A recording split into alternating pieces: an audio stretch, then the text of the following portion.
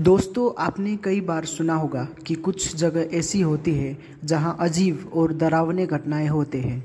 आज मैं आपको एक ऐसी ही सच्ची कहानी सुनाने जा रहा हूं जो एक छोटे से गांव से जुड़ी है। इस गांव में एक भटकती आत्मा की कहानियां मशहूर है और वो आत्मा आज भी लोगों को अपने पास बुलाती है। तो ध्यान से सुनिए, क्योंकि ये कहानी आपकी रातों की नींद उड़ा सकती है। ये कहानी शुरू होती है एक साधारण से आदमी दीपक से।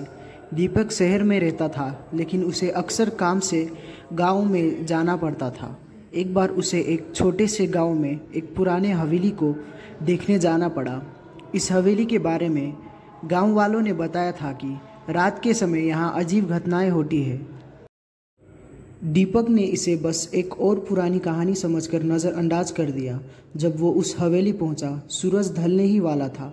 हवेली के चारों ओर एक अजीब सा सन्नाटा था।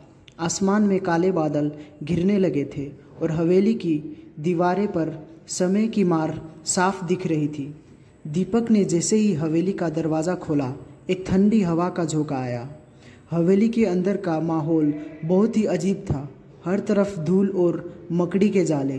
दीपक ने अपना काम शुरू कर दिया और ध्यान नहीं दिया कि बाहर अंधेरा हो चुका है।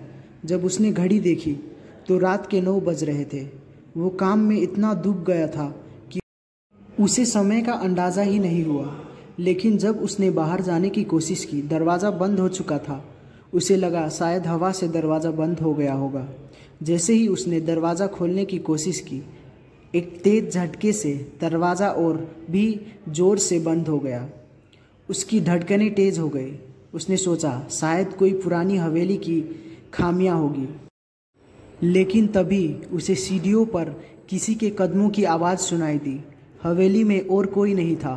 फिर ये आवाज़ किसकी थी? दीपक ने डरते हुए सीढ़ियों की ओर देखा, लेकिन वहाँ कोई नहीं था। उसने हिम्मत जुटाई और फिर से दरवाज़ा खोलने की कोशिश की, लेकिन तभी उसे अपने कंधे पर किसी का हाथ महसूस हुआ। उसने तेज़ी से पलट कर देखा, पर पीछे कोई नहीं था। अब दीपक के माथे पर पसीना आ गया था। वो समझ चुका था कि कुछ अजीब हो रहा है। सीढ़ियों पर फिर से वही आवाज़ सुनाई देने लगी और इस बार वो आवाज़ धीरे धीरे नीचे की ओर बढ़ रही थी।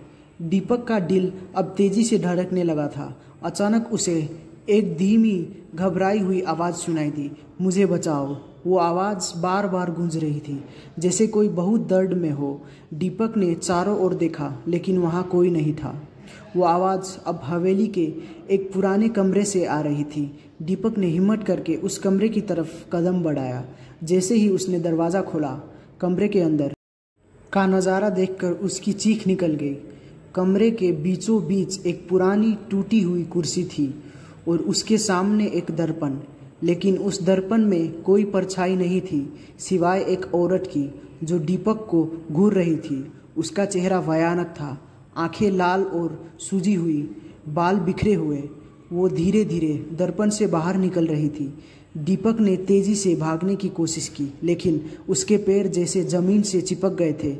उस औरत की आवाज़ अब तेज़ और खौफनाक हो चुकी थी, तुम्हें यहाँ से कोई नहीं बचा सकता। अचानक हवेली के सारे दरवाजे ज़ोर से बंद होने लगे। दीपक को लगा कि वो अब कभी इस जगह से नहीं निकल पाएगा। उसकी सांसें तेज़ हो रही थी और उसे कुछ समझ नहीं आ रहा था। तभी उस औरत का भूत दीपक के सामने आ गया। उसने एक ठंडी सांस ली और दीपक के करीब आकर फुसफुसाई, मैं तुम्हें यहाँ से जाने नहीं दूंगी। दीपक ने अपनी आखिरी ताकत जुटाई और दर्पण की तरफ देखा। दर्पण में अब उस औरत की परछाई नहीं थी, बल्कि उसका पूरा शरीर हवा में तैरता दिख रहा था। दीपक ने चीखते हुए दर्पण को तोड़ने की कोशिश की और जैसे ही दर्पण टूटा, हवेली में अचानक सब कुछ शांत हो गया। दीपक ने भागकर दरवाज़ा खोला और हवेली से बाहर निकल आया। उसकी सांसें अब भी तेज चल रही थी। बाहर आकर उसने मुड़कर देखा। हवेली के दरवाजे पर वही औरत खड़ी थी। उसकी आंखों में वही दर्द और गुस्सा था। वो धीमी आवाज़ में बोली, तुम तो बच गए, लेकिन हर कोई इतना खुशनसीब नहीं होता। दीपक उस गांव से भागकर वापस शहर आ गया, लेकिन आज भी वो उस भयानक रात को नहीं भूल पाया। और वो हवेली आज भी वैसे की वैसी खड़ी है, जैसे किसी और को बुलाने का इंतज़ार कर रही हो। तो दोस्तों, क्या आपको इस कहानी पर यकीन हुआ या फिर ये सिर्फ एक और अफवाह है? जो भी हो, एक बात तय है, कुछ जगह ऐसी होती है जो अपनी कहानियों में बंद रहती है और जो वहाँ जाते हैं वो कभी पहले जैसे नहीं रहते। अगर आपको हमारी ये कहानी पसंद आए तो हमारे चैनल को सब्सक्राइब करना ना भूलिएगा। तो मिलते हैं दूसरे वीडियो के साथ, तब तक के लिए बाय बाय।